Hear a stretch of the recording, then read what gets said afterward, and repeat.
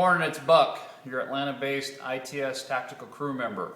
I've been asked to do a short video gear review on a new piece of gear that I've been testing and evaluating for about a month and a half. Here it is, the Suunto Ambit. It's a new watch by Suunto that's designed for runners, bikers, hikers. It was specifically designed for ultra runners. That's not me. But the functionality is very applicable to what I do, which is running every day or every other day, weightlifting, hiking, biking, you name it. It's worked fantastic so far. The first thing I'm going to say, I'm going to hand it to the Suunto packaging or marketing people. They put it into a box that's about half the size of a half-gallon milk container. It's very well packaged, very neatly packaged. It's an experience opening it, so I have to assume they took a page right out of Apple's playbook when they did that. But we didn't come to talk about the box. We came to talk about the watch and its features. So when you open the box, you're going to get your brand new watch. Here is the Suunto Ambit. You're going to get a heart rate monitor. I've already connected the heart rate monitor belt that comes along with it. And you're going to get a USB cable. On one end, obviously, is USB that you plug in your computer, and on the other end is the alligator clamp that you use to connect to the watch via these four metal contacts that connect to the four metal contacts on the back of the watch. That's used for uploading data, downloading data, and also charging the device. What are the other features that I've experienced that I like? When it comes out of the box, it comes with a black face and white numbers and letters. On my 4 or 5 year old Suunto Core, you can see that it's a white face with black letters. This is what I prefer. I was a little disappointed when I first opened it up because I prefer the white face, but luckily enough, when you're using the software interface that comes along with it, you can change that feature. So fantastic. I changed it back to black just for demonstration purposes. The other feature that I've noticed is that they have integrated accelerometers in here that you don't really know about unless you read up on it. What those do is they work in conjunction with the GPS to give you a much more accurate track, and it also helps to use the compass. You don't have to ensure that the compass is exactly level when you're using it because of the accelerometers and how they work with the compass. I don't know, but those are some added features that are hidden in here that you don't really know much about. The other pros and cons about this are the size. As you can see, I'm going to use my Suunto Core. The dimensions on this, across the face is about 49 millimeters. I don't think I need to measure that for you. However, the thickness comes in right around 18 millimeters. As you can see there, just shy of 18 millimeters thick. My old Suunto Core or typical watches, they come in at about 14 millimeters or less. So you're getting a little bit extra height off of your watch or off of your wrist, but it's not as noticeable as I thought it would be, and for the added features that you get packaged into this device, the 4 centimeters is well worth the little bit of height that sticks up off your wrist. So it hasn't been a big deal to me so far. The only time I've really noticed it is when you're wearing some form of a suit or a business shirt. You have a little bit harder time getting this under there, but I try not to wear this when I'm at work or in meetings. I use it for working out pretty much exclusively.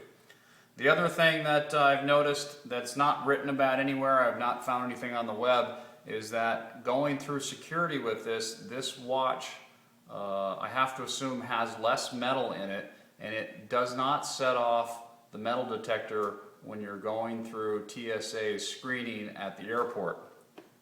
On my old Suunto Core, about 75% of the time, this would set off the metal detector and I'd have to take it off. I'd have to go back in line, put it in a doggy bowl, What that causes is now your gear has gone through the x-ray, somebody else's gear has gone through the x-ray, and now your watch is behind theirs in a little doggy bowl. Sometimes it comes out, sometimes it doesn't. I've actually walked away from the screening checkpoint several times, forgot my watch, and had to run back and try and find it. Luckily, I found it each and every time. The other thing that I can expect out of Suunto is that, for example, this watch is 4 or 5 years old. It's been through hell and back. You can see how beat up it is, but it's stood the test of time. It's my go-to watch for virtually everything. So the quality I expect that I get out of this, I expect to get out of this watch. So this is one of the #1 reasons that I stick with Suunto, period.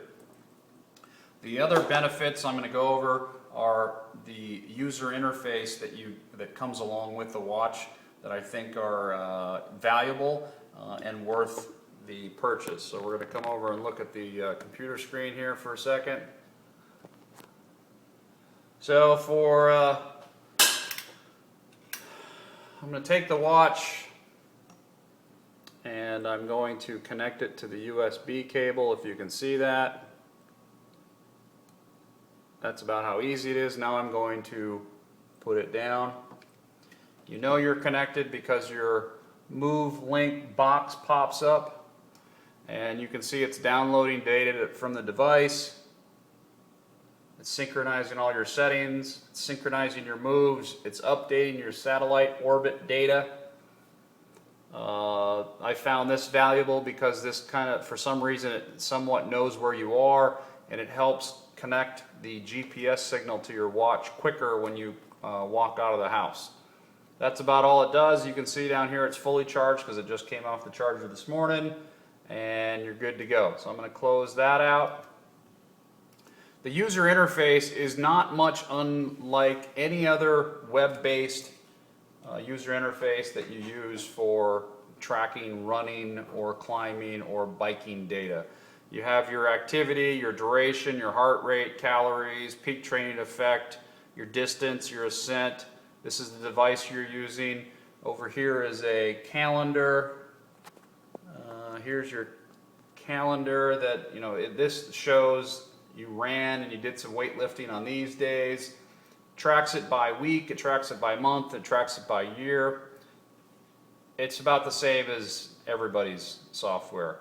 Here's the little tracking software on the map. You can see where you went. You can also upload tracks, or you can copy tracks from other users.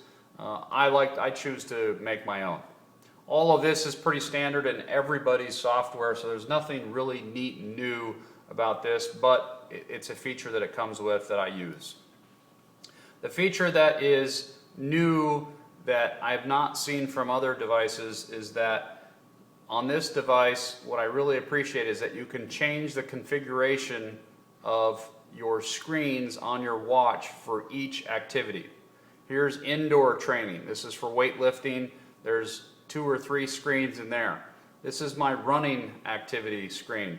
You can see you can program 8 different screens for running. So when you go to use your watch, you select what activity you're going to use, and then up pop the menus or the screens that you can watch or track while you're doing your activity. On running, I have distance and stopwatch on the very first one.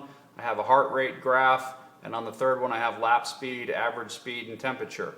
I could fill these up. For example, a few minutes ago I put on here, here's one. You can do a 4th one with one screen of data. Here's with 3 fields. There's 2. Here's a bunch of different graphs that you can put in there. You can program all these screens to do whatever you want. I only need 3, so I only use 3. You save that. Once you save it and you connect to your watch again, it updates it, you're good to go. Like I said, there's 5 different tabs. I could spend 2 hours going through all of this data.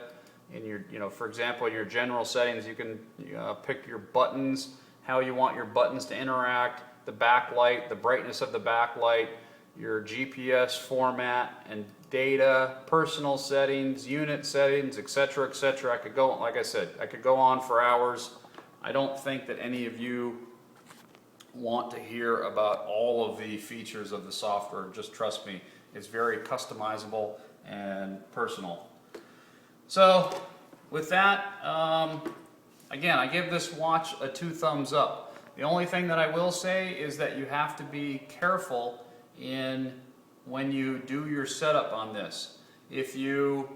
The battery life is dependent on how you use this and how you set it up in your software interface. The GPS and the heart rate in an activity will drain your battery according to how you have them programmed.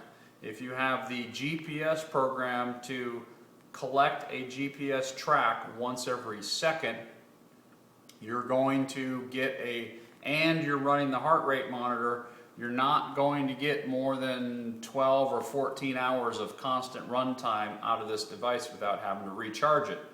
If you change that setting to collect a GPS track signal once every 60 seconds and you're using your heart rate monitor, you can probably go for 24 to 48 hours of continuous use without having to recharge it. There's not a lot of people that do 24 hours of constant data collection. However, just be mindful that if you go out for a 2-hour run and you're collecting data every second, you're going to rapidly run through the battery life on this, and then you're going to have to recharge. So overall, I definitely give this a 2 thumbs up. The only other feature I'll say that I appreciate is the new waffle design on their wrist attachment, or the wristband. It helps the wristband breathe a little bit more. Overall, I'm keeping this. I'll end up buying it, and I'll add it to my collection. If you want a little bit more data from a known good source, check out the Outdoor Buyer's Guide 2012 on page 82. They list the best of watches for the year. Here in the middle on the bottom is the Suunto Ambit. It gets a mention of best of for the year. When you're comparing these different watches, they all range in price from $200 to $800. If you go through the features of each one of them, they basically all tell time, and that's about it. They all are tactical. You know, if you want to be the tactical guy, there's 6 different watches to choose from. They all look more tactical they all are more tactical than the Suunto. However, the features on the Suunto blow all of these other ones away. So when you're buying a watch, you know, what are your intentions? Do you want to look tactical, or do you want to have the functionality of a watch that you can use and train with every day? Like I said, retail price is about $500 to $550. I got mine through the Uber group in Atlanta. They are the U.S. distributor for Suunto, Solomon, and Arc'teryx. You can look them up on the web. And that's all I've got. I hope you appreciated the gear review. I really like the watch. I give it a 2 thumbs up, and I think most of you will too. So stay safe, happy trails, and take care.